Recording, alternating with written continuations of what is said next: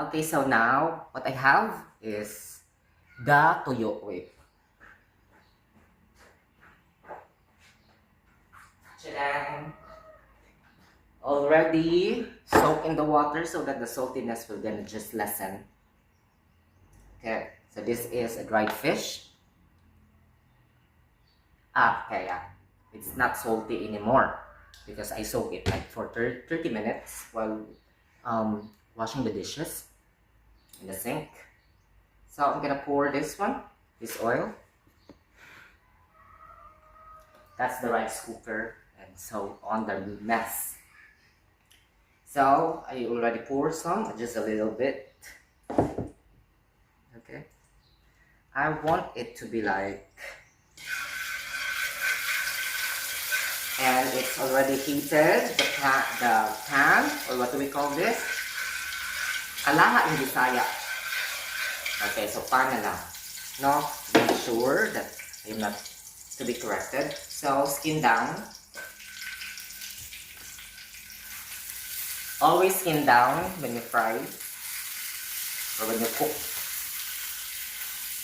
or fish.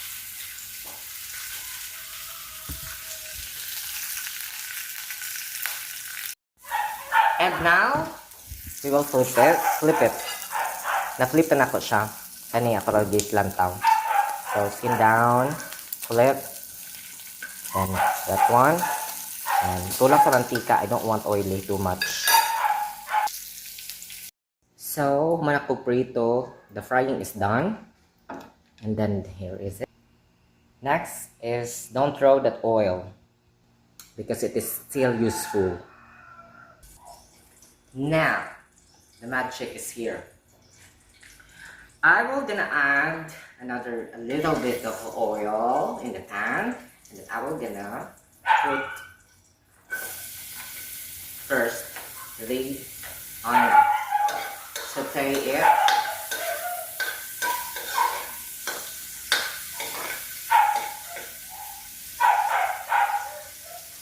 Caramelize.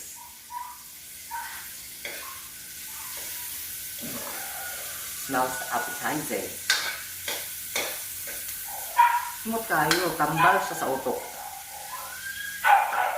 Not only the fried fish or the fried dried fish.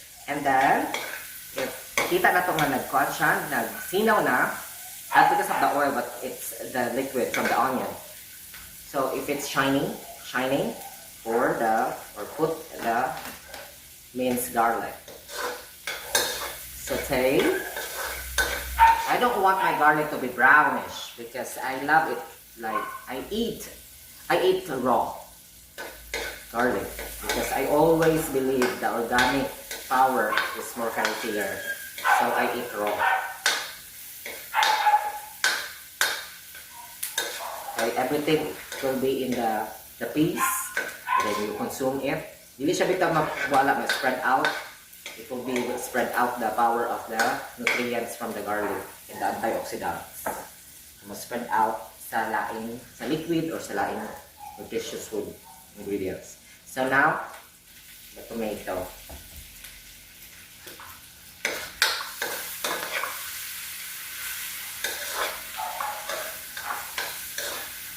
Gamay na kayo kung kamatis. My plan is to have a salsadong, what? This dried fish. Kamay na kaayo kay wala siya, di siya available sa nearest store or talipapa. That's the beauty. That's the beauty. And after mixing it all, that's the rug in the floor. In the floor. So after sauteing it, like that, mixing it all, I will going to put a little bit of hot water. Hot water na siya para dili na siya ma-shock. So that's it.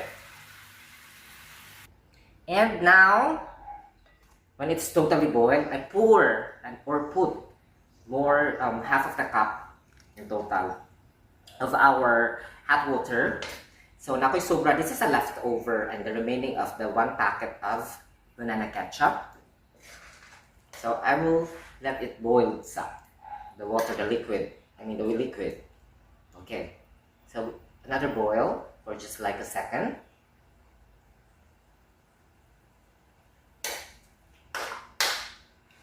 It's like a game, right? It's fun to cook. And now I'm gonna pour this. I'm gonna add it because it will add some flavor. I will not put sugar or salt. I want it to, the real flavor of the condiments. And we saute. No more cut because it's almost done.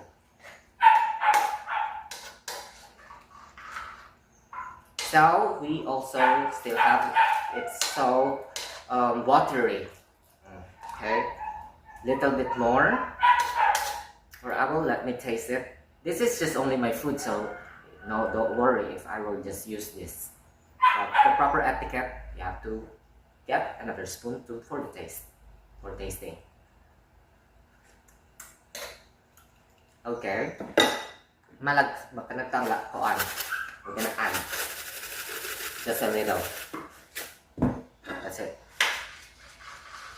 Ano siya? Why is it not yet flavorful? Because of the water I put. Let it simmer first. But yeah, to mix it all while it's watery, before it will be simmered, we will put this one. This is not very salty because I soak it in the water. I clean it. Alright.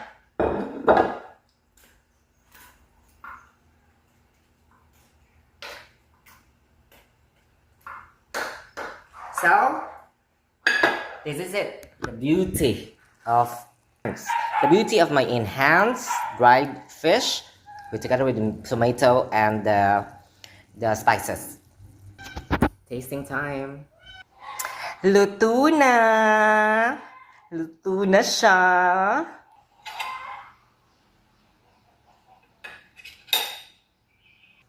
For the taste, that's tikiman. It's tikim time. This is the right time to taste. This one, the toyo is there. Look. Kimaklaro. So the toyo is there. And the tomato. Init kay siya. It's so hot. Oh, there.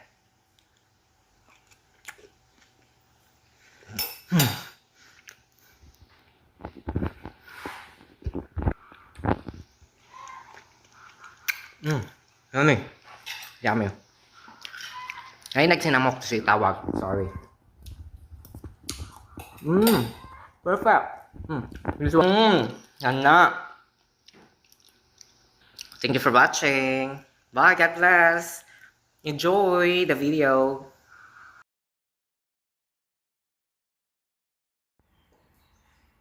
Okay, so now what I have is the toyo. Wait.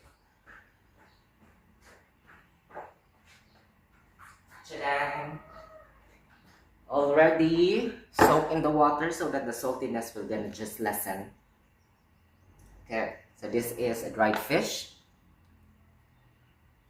Okay, yeah. It's not salty anymore because I soak it like for 30 minutes while washing the dishes in the sink. So I'm gonna pour this oil.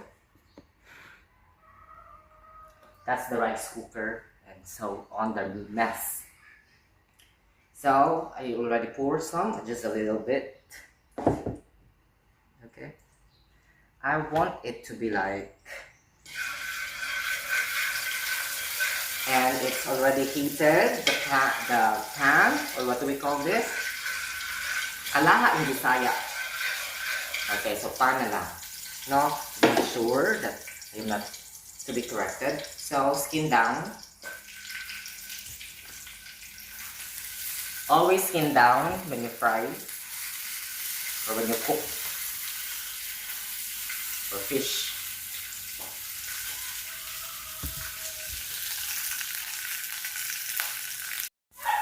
And now, we will flip it. Na-flip na ako siya. Kani ako ragis lang tao. So, skin down, flip, and that one. And tulang sa mantika, I don't want oily too much. So, humana ko prito, the frying is done. And then, here is it. Next is, don't throw that oil because it is still useful. Now, the magic is here. I will gonna add a little bit of oil in the pan, and then I will gonna put first the onion. Saute it.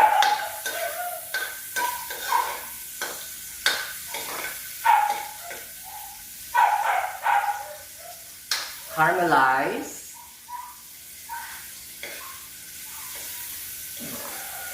Smells appetizing. Smooth tayo, tambal siya sa utok. Not only the fried fish or the fried dried fish. And then, if kita na ito nga nagkuhan siya, nagsinaw na, not because of the oil, but it's the liquid from the onion.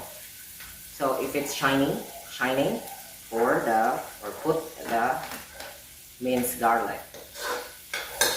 Saute. I don't want my garlic to be brownish because I love it like I eat raw garlic because I always believe the organic power is more healthier, so I eat raw. Okay, everything will be in the piece, and then you consume it. Dili siya bitaw mawala, spread out. It will be spread out the power of the nutrients from the garlic and the antioxidants. Must spread out sa liquid or sa laing nutritious food ingredients. So now, the tomato.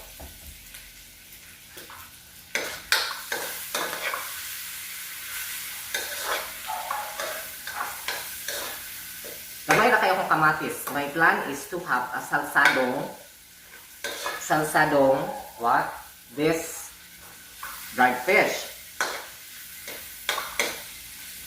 Kamay na kaayo kay wala siya, di siya available sa nearest store or talipa pa.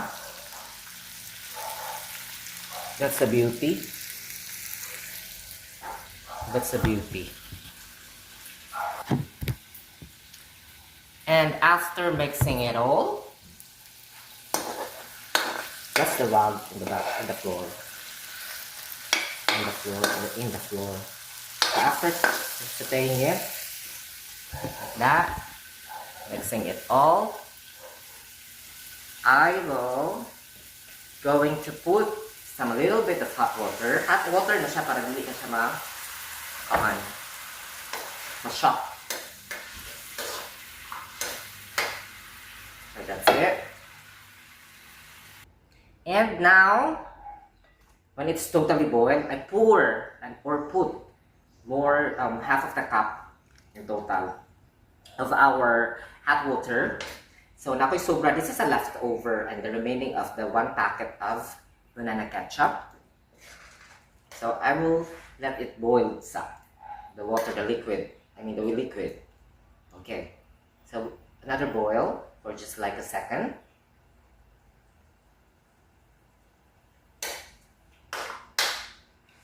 It's like a game, right? It's fun to cook. And now I'm gonna pour this. I'm gonna add it because it will add some flavor. I will not put sugar or salt. I want the real flavor of the condiments. And we saute. No more cut because it's almost done.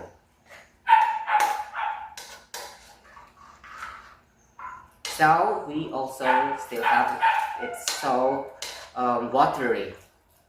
Okay, little bit more. Or I will let me taste it. This is just only my food, so no, don't worry if I will just use this. But the proper etiquette, you have to get another spoon for the taste, for tasting. Okay. Makanagtangla ko on. We're gonna add just a little. That's it. Ano siya? Why is it not yet flavorful? Because of the water. I put. Let it simmer first. But yeah, to mix it all while it's watery, before it will be simmered, we will put this one. This is not very salty because I soak it in the water. I clean it. Alright.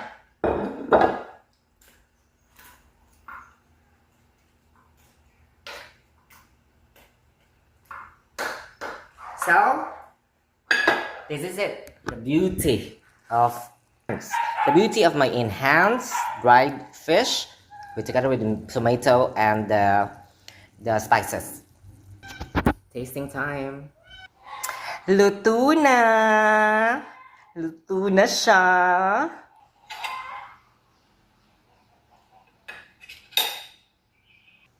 For the taste, that's tikiman. It's tikim time. This is the right time to taste. This one, the toyo is there. Maklaro. So the toyo is there. And the tomato. Init kay siya. It's so hot. Oh, there.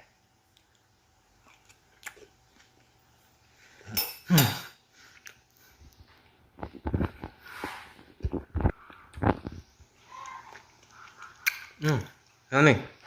Yummy. Ay, nagsinamok si tawag. Sorry. Perfect. This one. Yan na. Thank you for watching. Bye. God bless. Enjoy the video.